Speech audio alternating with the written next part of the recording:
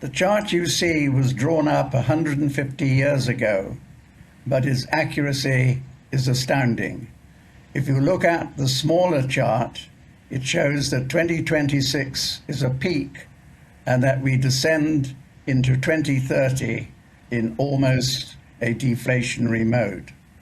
But I want to focus on the 100-year cycle that began in the depths of the 29 recession in 2032, because what's going to emerge is a series of short cycles, both recessionary, inflationary, booms, and finally, at the end of a 100-year cycle, a bust.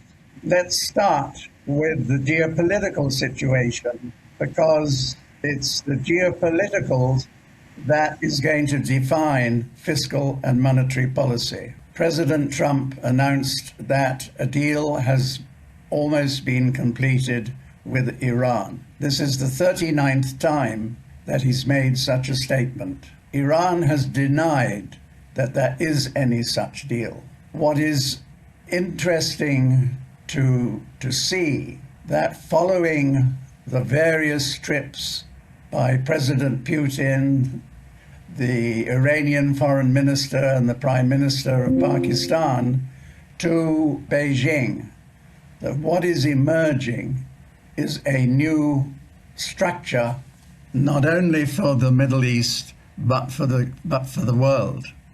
It is the start of multipolarity to take over unipolarity.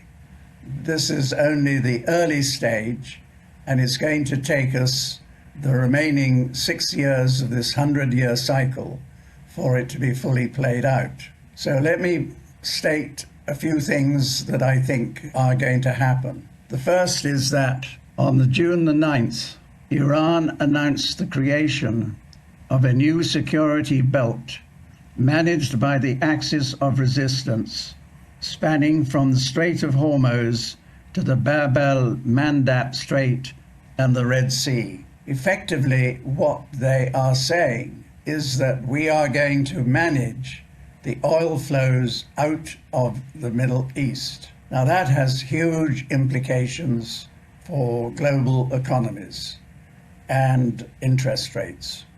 So let me summarize how I see things developing over this 6-year period. First of all, we are in the first phase of a 6 to 8% correction using the S&P as the guide to other markets. This will probably continue through, not in a straight line, into September. Then we will start seeing at the end of this year the emergence of a recession in the United States and in most of the rest of the world. What we will also see evolving will be a big relief rally in the S&P and other markets that will take the S&P up to around 8,500. But at the same time, we will be seeing not just supply disruption from higher oil prices and product shortages, but it will work its way through the economic system globally to cause demand destruction, which means recession.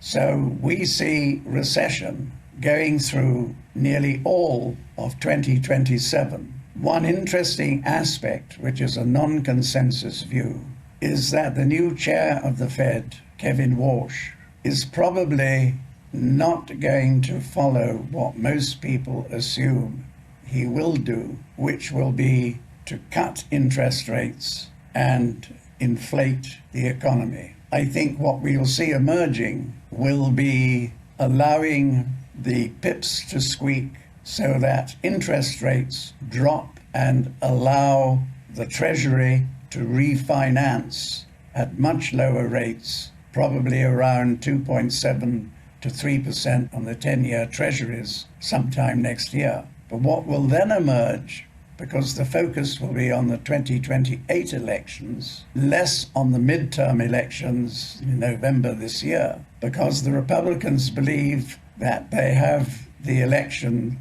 resolved by remodeling the electoral boundaries. So what we expect to see is that late in, or say, the fourth quarter of next year, the Fed begins to stimulate and leads us then into the last lap of this 100-year cycle, which will be very inflationary prone, not just because of fiscal and monetary policies, but because of rising food prices due to shortages of fertilizers and the consequences of two weather patterns, the Super El Nino, which will particularly affect Asian rice and other food products for the rest of this year and into early next year, and that will be followed by the 99-year Gleisberg cycle, which last caused the US midterm Dust Bowl. So what we will see between 2028 and 2032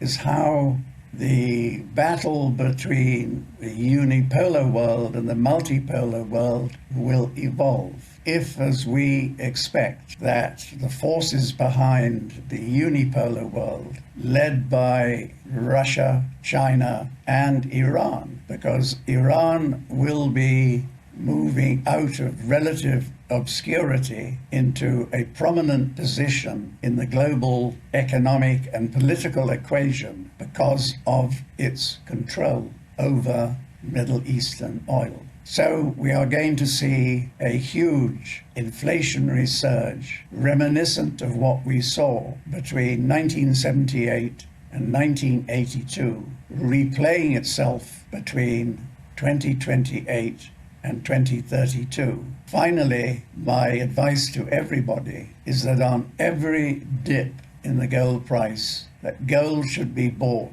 not just as an inflationary hedge, but as a security for institutions and households. And what will the price be? Well, we have the DXY falling by 50% in that period, 2028 to 2032. So just on simple maths, the gold price should be at least $10,000 by 2032.